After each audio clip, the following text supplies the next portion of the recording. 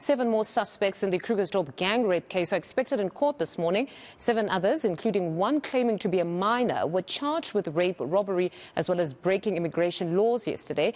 The alleged minor is expected back in court on Thursday after an assessment. Nqobile Madlala joins us now with the latest. Good morning, Nqobile. So today we're expecting the other 7, bringing the total number to 14.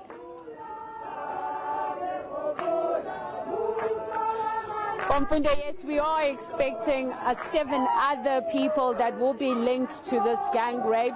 Now, what we understand at the moment, though, is that court has not started, and we know that there is some documentation they're still looking into. We had heard yesterday from NPA that the suspects are going to be coming from Randfontein, which we understand that they first have to face the charge of being unlawfully in the country before they are brought into this Krugersdorp court. But of course, also we are seeing some of the people that are here to support the families as well as the communities that are affected. They've just come in. We heard that it's concerned citizens that have come also to show their support. But before we look at where exactly they come from, I want to bring in Nqobile Madlala, who is one of the communities that have been directly affected by what's been happening on the ground. Nqobile, we're seeing 7 suspects being charged yesterday, 7 more expected to be charged today. As a community, how do you feel about this? We are happy that at least there's a bit of progress that is happening. However, as we know the law, as we know how the courts are working,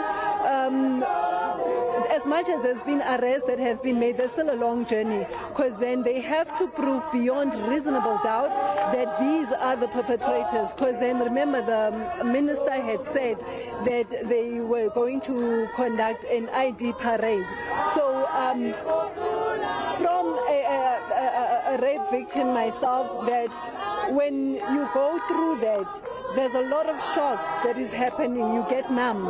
So with that, it has to be truly proven beyond reasonable doubt that these are the perpetrators.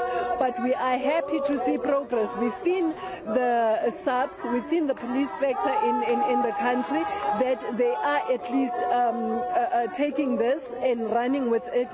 They are truly doing what they should have been doing. However, we also wonder, are they doing now this because they are under pressure, or are they doing this because it is part of their job?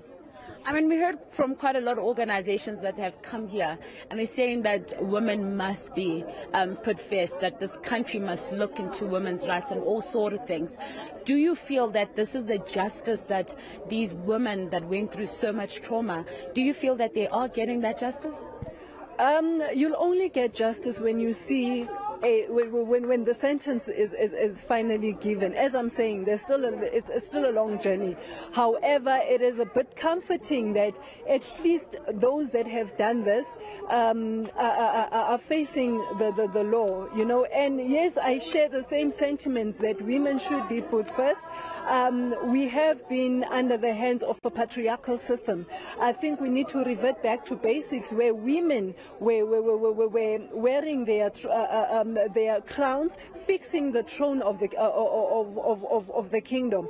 It is time that, and I truly believe that if South Africa should be handed in the hands of over to the hands of a woman who would then nurture South Africa, because we are an ailing country, we are a broken and wounded country. We need a woman's touch in order to fix this country.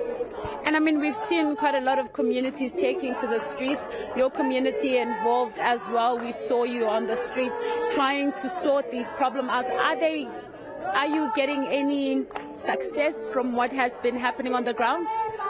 Listen, there has been a bit of change. Speaking for West Village, that at least now we are able to breathe. We are able to walk in the street. We've seen people now started taking back their lives, started jogging, things that has never been done before. However, we also are worried that this is just the beginning. You know, it's like West Village has declared a war, and if the police would be slacking, then a number of deaths would still be reported. But we're just hoping that the police are now taking this very seriously, that there's a lot of job that still needs to be done. There's a lot of work that still needs to be done, because it's only a handful that's been reprimanded. So what would you like to see the police do on the ground? We would like to see a lot of police visibility, and we would like to see, actually, we would like to see the police that have been in cahoots with the perpetrators. We would also like to see them arrested. We'd also like to see some responsibility taken in the Krugersdorp police station. Because remember, for us, this is not something that was done yesterday. It has been a long journey.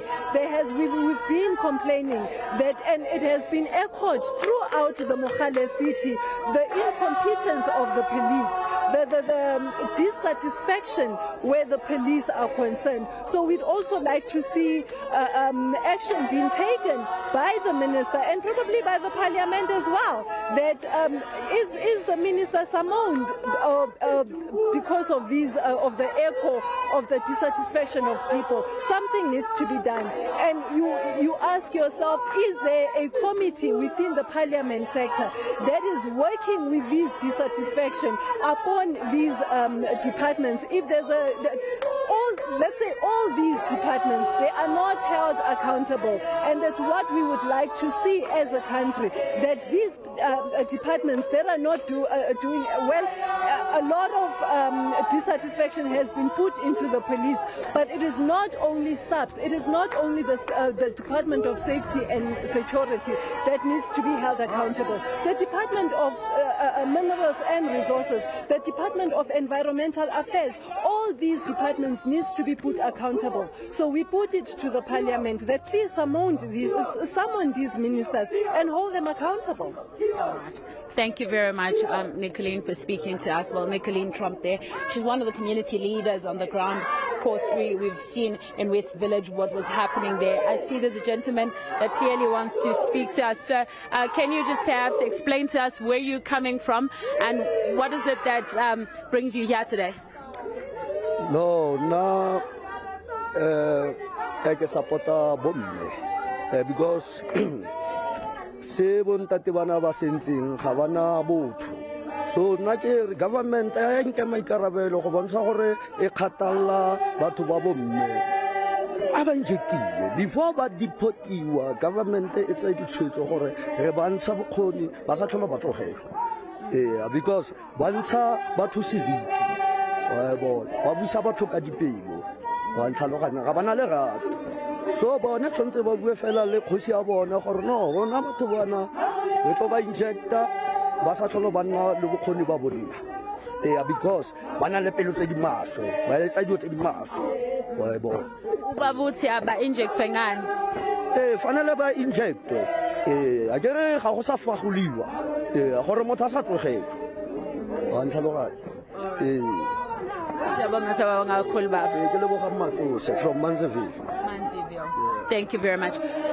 Well, Mfundo Manziville also just coming in to join on that conversation. You can hear there from Ubaba. He's saying that there needs to be a harsher ways of dealing with such. And one of those is that he's saying that they need to be injected and it needs to be, suppose, alluding to that issue of chemical castration of some sort. So he's saying that he's here to support the women. He says what has happened to them shows that the men that have done this don't have love for the females. So these are the community that he's part of. This is from Manziville. That's what he's explaining. And they've come, of course, to support the victims, to support the communities.